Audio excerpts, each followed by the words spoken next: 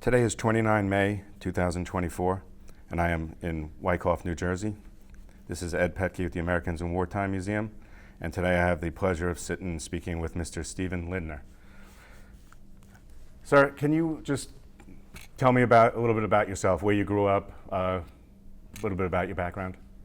Okay, I grew up locally in Midland Park, next town over from here. Played a lot of sports as a kid, and decided I was either going to join the military, as both my dad served in World War II and my brother served in Vietnam. And then I decided to go another route and took both police and fire department tests. Local tests?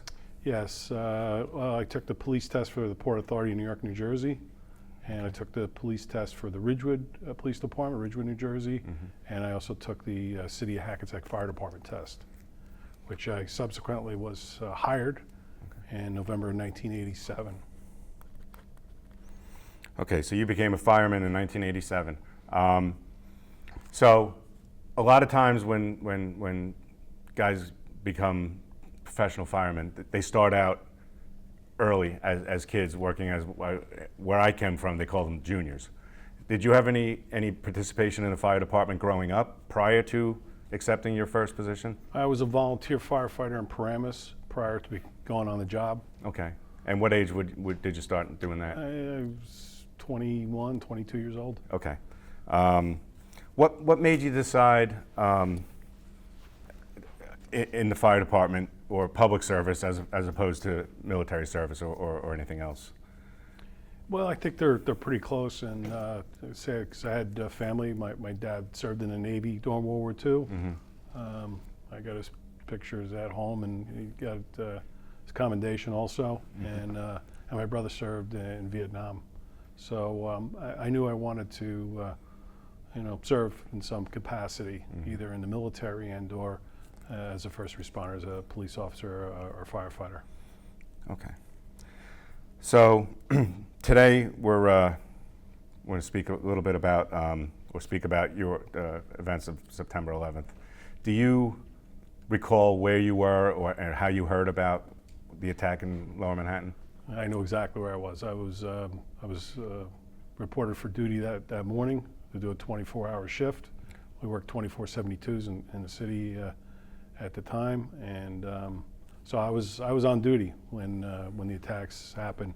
The city of Hackensack is about 6 miles from New York City, and so we can see downtown Manhattan. We saw what was going on.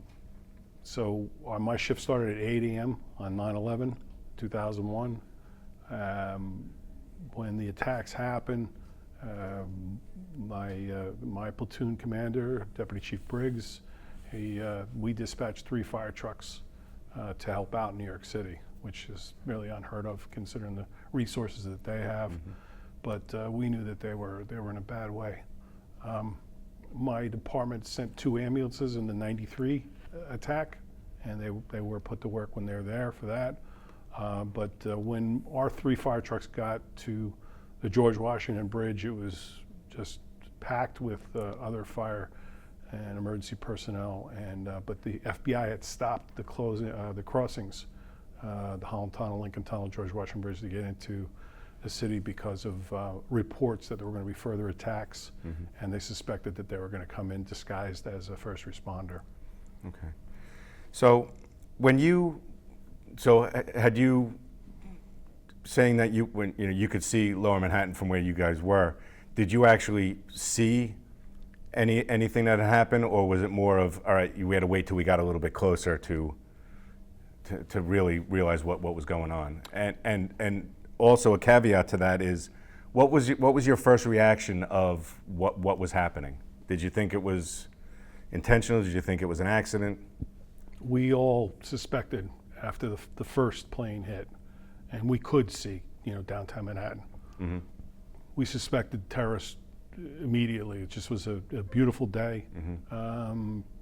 The fire was not caused by some small plane. It was clearly something a little bit more.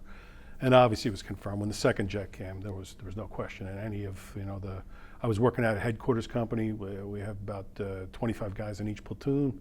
I was a truck officer at the time, and but we knew, and there was probably another. I shared headquarters with probably about 12 to 14 other firefighters and officers. We knew. We knew after the second. We didn't need any confirmation. We knew what was going on. That's when we sent over our fire trucks that again got stopped by the FBI. Not us personally, but they stopped all the crossings going into Manhattan. So we knew it was going to be a bad scene. So we prepared ourselves for the following morning, 8 a.m. when we came off shift. We had Lecky Bus Company out of Hackensack bussed about 50 of us over to Weehawken, where they had the ferry. They stopped for the commuters so we can get on, and it wasn't just it just wasn't my fire department. It was a lot of others, Passaic, Clifton, Patterson. There was a whole bunch of Jersey firefighters there, and so they stopped the commuter for us to get on the ferry, and then they took us right down to Ground Zero, the Brooklyn Boat Basin, and I just remember my first step off of the boat, off the ferry, and it was more than 6 inches of dust. That as soon as my first step on a dock, we immediately joined one of the many lines that were removing and doing rescue and hopefully rescuing somebody. But it was mostly just we were just by 5-gallon buckets. We got on a bucket brigade, and we found certain body parts. We called the military. They had their unit over there to retrieve that. So we worked the pile that day from probably 9 a.m. till 8 o'clock at night. Went back in the next day, did the same thing, and then by the third day it became a crime scene. And as a lieutenant, I wasn't going to cross under any crime scene tape. Sure. I know there were some other guys doing that, but I wasn't going to be one of them. But having never been to war, that was a war zone. I was going to ask you that. So when you got there, your first impression of, so you got there the following morning, so things are still fresh, things are still burning. There's nothing, it's not a contained or controlled scene at that point, I would imagine. Without question, it was not. We look up to the New York City firefighters. We've gone through a number of training sessions with their training officers, and we have nothing but admiration for them. In fact, we had 2 of our firefighters left our department to become FDNY members. So we had a long history and continue to this day with the New York City Fire Department. They ran a difficult scene very well. Okay. So yeah, it was active. At one point, I remember I ended up, as the day went on, I ended up being the guy that was filling the 5-gallon bucket and handing it to a line of, I don't know, at least 50 people. And there was just, everywhere you looked, there was these lines just, we basically removed it, bucket by bucket to get to anybody. I know at one point we did, one of the lines found somebody alive, and it turned out it was a Newark firefighter that had gone that day, 9/11, and got trapped. He was trapped either overnight or for a bunch of hours, and then we were able to pull him. They were able to pull him out, but that was close to the area that we, Hackensack firefighters were working. Right, right. So to go back to when it first happened, and then I'm sure at this point things are happening very quickly. Things are being assembled.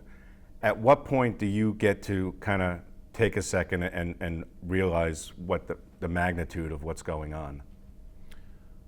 It was, having been in a number of high-profile instances through my career, not the least of which is July 1st, 1988. 5 of my fellow firefighters died, and I was first due truck on that fire. So, Hackensack's a small city, but it's a city, and we have our share of instances and fires and whatnot. But this was something unlike I've ever seen. And like I say, like having never been to war, that's what it looked like to me. It looked like a war zone. Did you believe at this point, or at what point did you think something's going to have to be done about this? So, and I was going to bring this photo here to show you guys, but it's inappropriate in that we took a break from when we were off working on the piles. We took a lunch break, and at one point, one of our other firefighters had a camera, and he said to us, I think there was 5 or 6 of us, sitting around taking a break, and he said, you have a message to the terrorists that did this. Mm-hmm. And intuitively, instinctively, and simultaneously, we all put our middle finger up. Mm-hmm. So yeah, we were. I consider us all patriots, and we were very offended by the whole thing. Anger, I'm sure, was a large part of the emotion that happened. Not the least of which, that's why we all raised our middle finger to, right. That's how we felt about it. It's a human emotion. It's a human reaction. You can't help but feel, this is our home. Betrayed, I would think would be a good sentiment. It's, my dad remembers, Pearl Harbor Day, and this was kind of, our Pearl Harbor Day. Right. When you're down there, do you get a sense of how the city is feeling while you're there, or are you so focused that you can't see what's going on around you? This was one of the things that really struck me right away, was how everybody came together. That one 50-person line that I was working on, we had everyone. We had military, we had law enforcement, we had steel workers. Steel workers were an amazing group of patriots also. And you just saw like everybody got on board. Everybody was like, this is a job we all need to do. And everybody was, we were hoping we were going to be able to save someone. Unfortunately, that wasn't the case.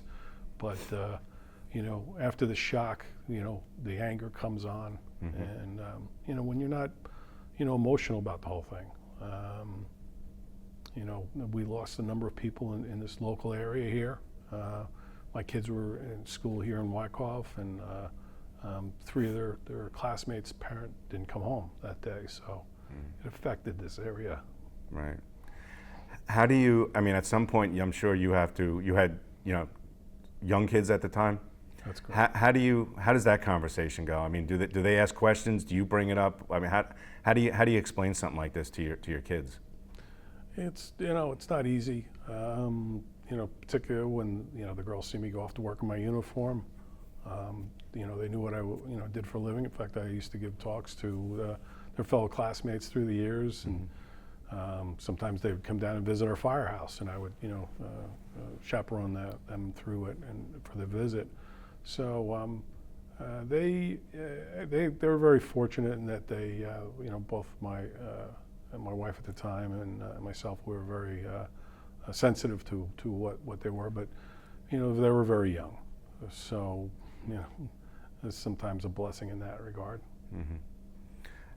In subsequent years, as they've gotten older, have they questioned you about it? Have they been inquisitive about it, or? They're not so much them, but people that I've that I knew growing up, or my father-in-law at the time, who's in Maryland. People were inquiring about me, and how was I doing? Mm-hmm. Again, it's I just felt that was just part of that's part of what we do for a living. Is to help people, and that was the mode that I clicked in on, and so as much as it was. I felt personally attacked as a U.S. citizen. I also was pretty upset and disappointed that I knew a lot of guys in the fire service died. I don't know if you're aware, but 343 FDNY members lost their lives that day. And again, we have nothing but love and respect for them. We were asked by our union.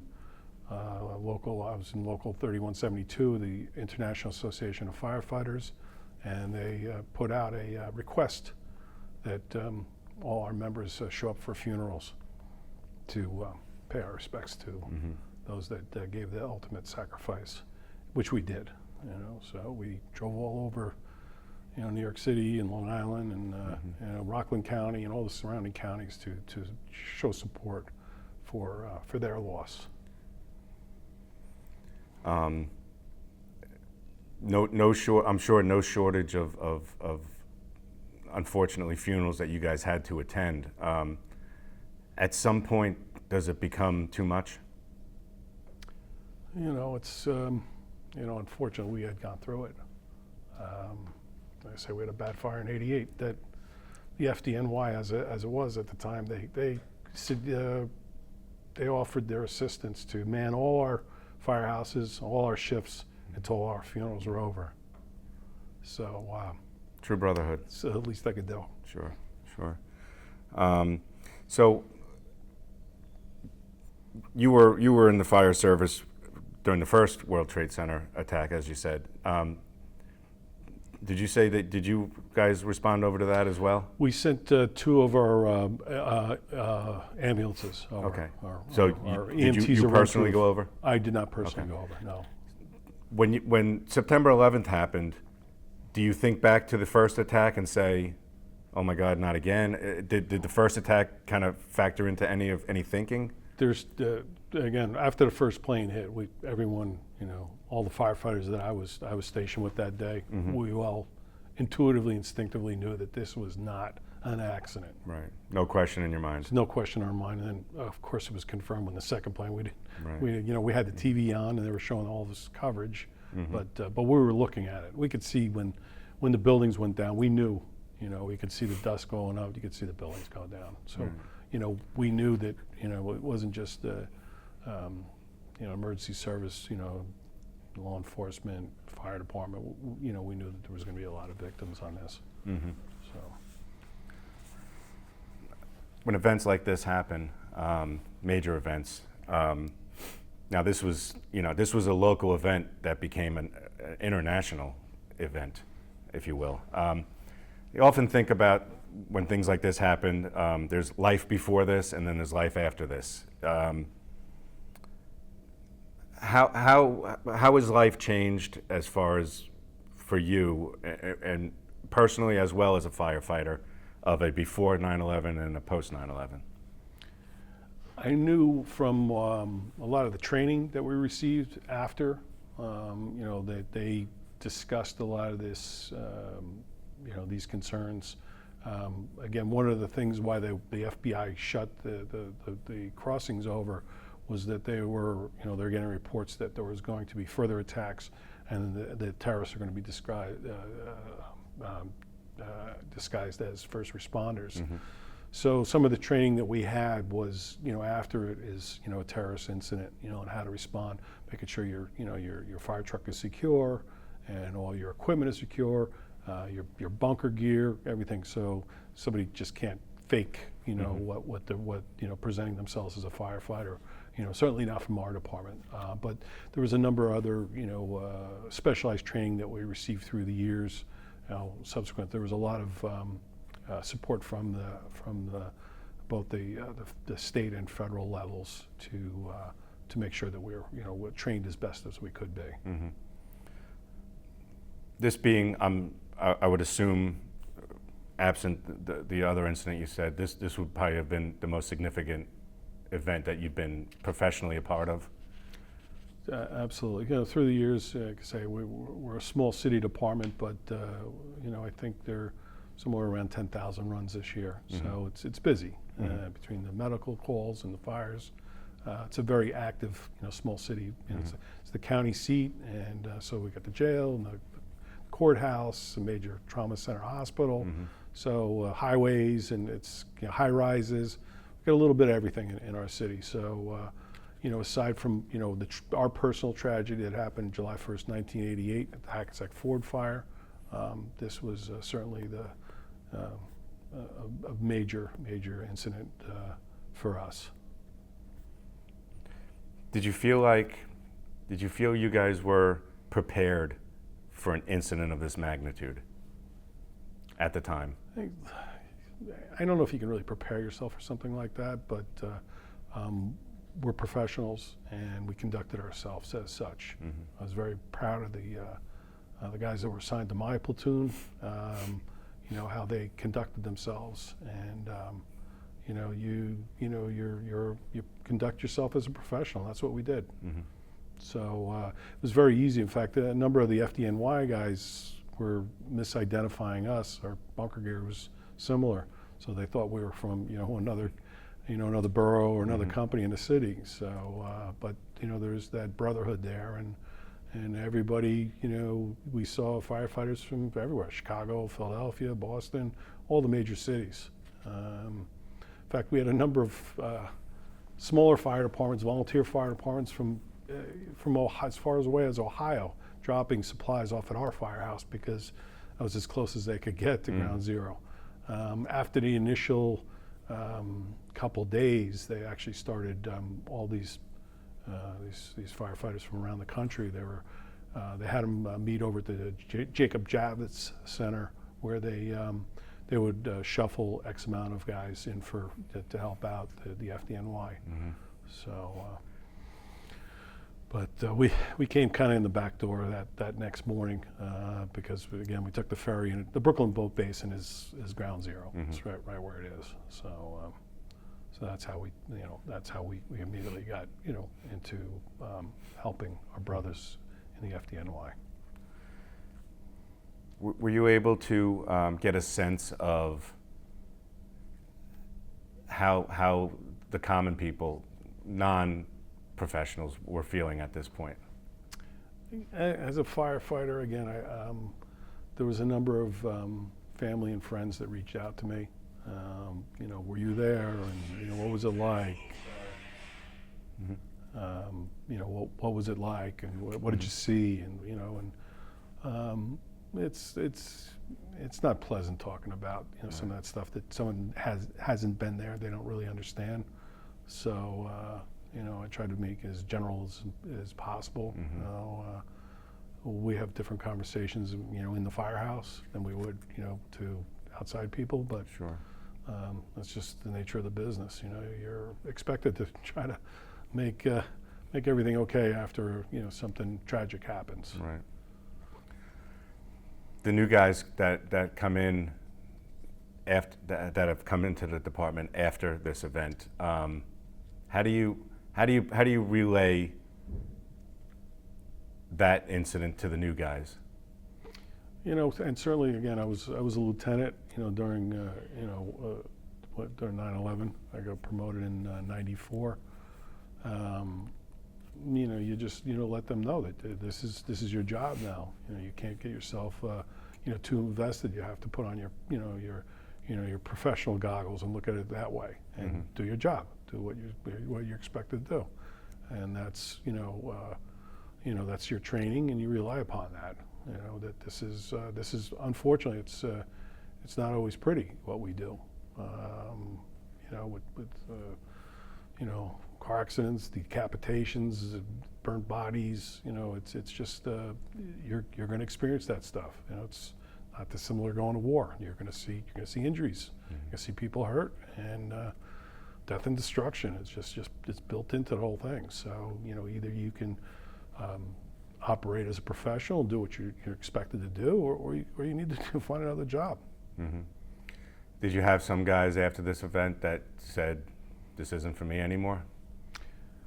I know we had that after our Ford fire. Mm-hmm. Our tragedy. There was a lot of people that had that feeling. A number of the old timers left immediately, but this was, again, we were there to support the other part of the family in the FDNY. So that's kind of how we,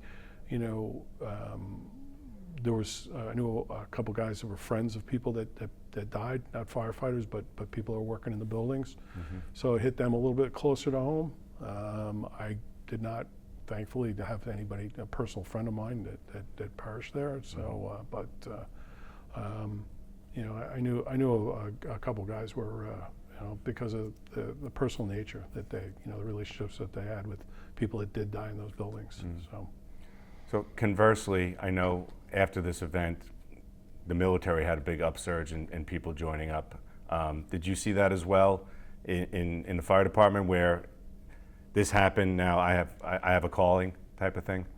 Well, it's funny you asked that question, because I know, like, for a while after this, when we pulled out of the barn, we called the firehouse, we pulled out of the barn, with lights and siren flashing, people were almost running up on the curb to get out of our way. Mm-hmm. That's not always the case. Sometimes you got to lean on your air horn a little bit longer, but it was like part in the sea. As soon as we pulled out, people were they looked at us a little bit with a little bit more respect and appreciation. Mm-hmm. So each year they have, obviously they have the remembrances. Had you taken part in any of the, have you been over to the Ground Zero site since? I visited. They actually have a special window for the first responders, Mm-hmm. that we didn't have to go into the museum. I just did it again to support the FDNY. Mm-hmm. Anything we can do for them. That's how I looked at it.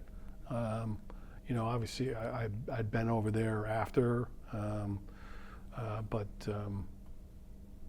it's not something you really want to see again. It's not something you want to live over again. It's still painful when you start thinking about what actually transpired. Right.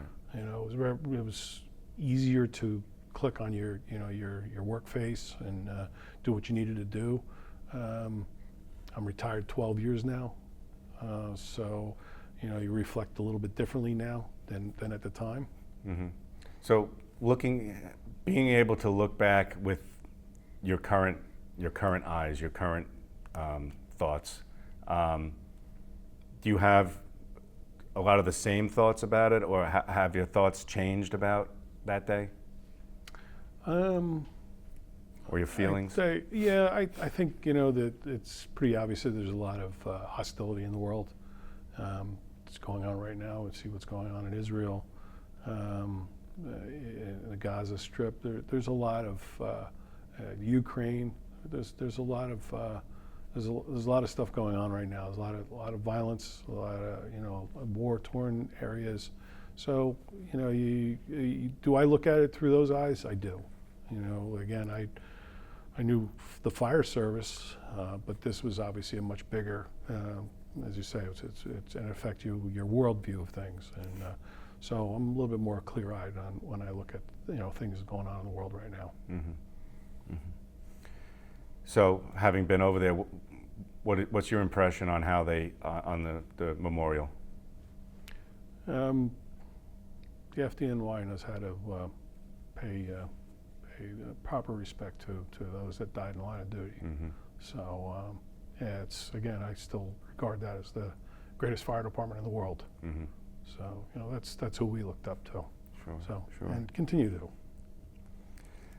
How do you think that day in itself has changed you? I guess a little bit of your innocence is kind of taken away when you look at it globally.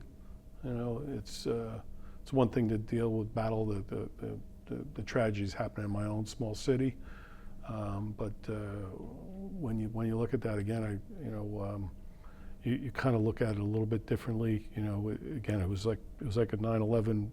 9/11 was like Pearl Harbor for my dad. My dad was still alive at the time, Mm-hmm. so I remember talking to him about it. And he couldn't wait to sign up. So we definitely got a more motivated group that came in there. And here in the state of New Jersey, any veteran that was in an area of conflict, you got to be where the bullets are flying. Mm-hmm. You get veteran status, so you go to the top of the hiring list, Mm. both in the police and the fire department here in the state of New Jersey, which is great. So when you have somebody coming in the fire department, which is paramilitary organization, you have somebody that's already been in the military. We had a number of guys when I came on the job, Vietnam vets. One of the guys I remember, Louis Bargelini, God rest his soul, he was a tunnel rat.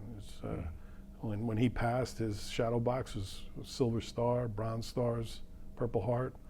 It's what do you guys in the military call it? You get a Bronze Star for doing something stupid, and you get a Silver Star for doing something really stupid. So we had and continue to, but after that, after those guys served over there, and we had a number of reservists also in both the Hackensack Police and Fire Department. That when the Middle East conflicts started, they were the first to go. So it touched home, absolutely.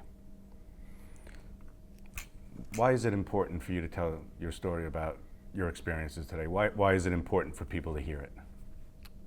Well, again, I'm very proud of my small city fire department, their response, and how they're, giving up their time and efforts and safety, because there was a number of further collapses while we were working the pile, and I think it should be acknowledged that there was everyone was there, as not just firefighters but as Americans. I think everybody really it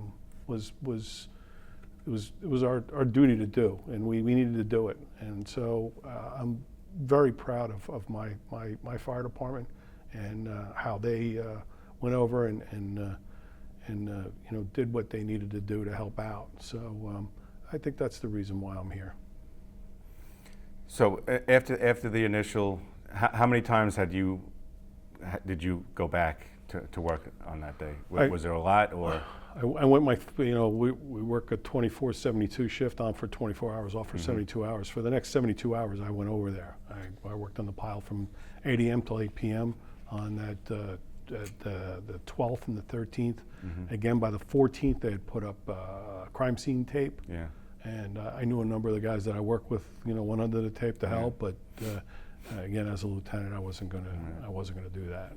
So after the 14th, was that basically the last time that ended your time over there? That's correct. Okay.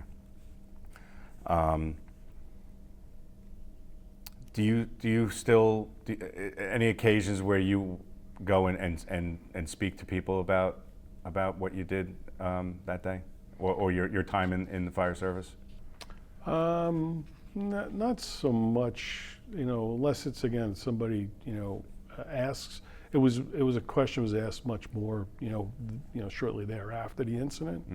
Not so much now, 20 years later, 20 plus years later. It's not as, in the forefront of everybody's mind like it was. It still comes up now and again, but initially there was a lot. There was a lot of phone calls that I was getting from, out-of-state friends and family, to inquire about my well-being. But they were asking questions about what I saw and what my experiences were.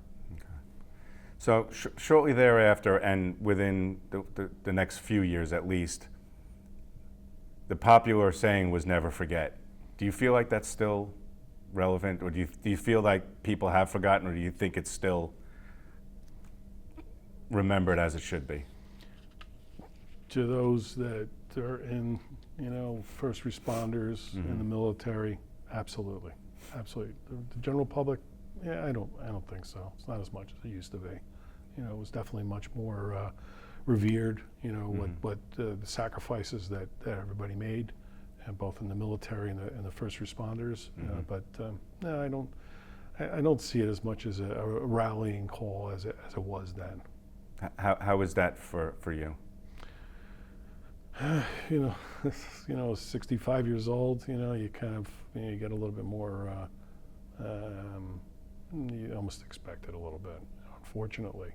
I consider myself a patriot, and a lot of my friends and family are the same. So we remember, and those thoughts are, prayers are for those families that lost loved ones. We still feel that way. Same with the military. And my small little town here in Millen Park, next town over from here, we lost 9 guys in Vietnam.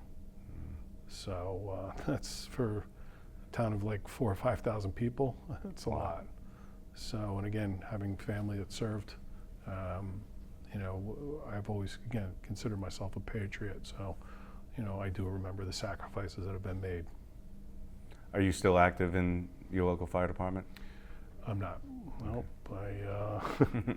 I had put my papers in January 2012, and by February 2012, I was at a car accident, car fire, And I didn't realize that the guy set the fire because he had 6 oxygen bottles in the back seat of his car.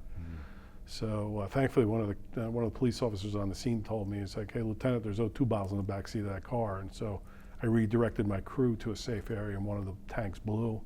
And so it's I kind of have some hearing issues, and the innermost bone of my ear has been altered also. So I went out of the fire service with a bang, you might say. Literally. Yeah. You know, they call it a BLEVE in the fire service, a boiling liquid expanding vapor explosion. Not something you want to experience every day, or at all. I understand from guys that I know they teach that class up at the Police and Fire Academy here in Mahwah. That you can't predict everything that's going to happen when you pull up on a scene. Expect the unexpected. Expect the unexpected. Exactly right. Is there anything else that you want to talk about and document today that we haven't spoken about? No, like I said, that I'm very, again, the reason why I'm here is I'm very proud of my service in the Hackensack Fire Department. But again, it was a real heartwarming day for me to see my fellow firefighters, how dedicated they were to doing what needed to be done that day. So that's the reason why I'm here. Okay. And one final question: if someone several generations down the line were to watch this video, what would one thing you'd want them to know about your time in the fire service or that day? Yeah, I believe, same with the military, it's a calling, and you go at it with the right attitude. Be enthusiastic, and it's important that you give your all, and don't make any excuses, and follow directions of the more veterans that have been around. That's always a good thing, to learn from the guys that have been there. So that's pretty much it. Okay. And to be a patriot. I love this country, and I want nothing but the best for it. Amen. Well said. Well, sir, on behalf of the Americans in Wartime Experience, I'd like to thank you for sitting down and speaking with us today. I'd like to thank you for your time and your service in the fire department. Thank you. Thank you.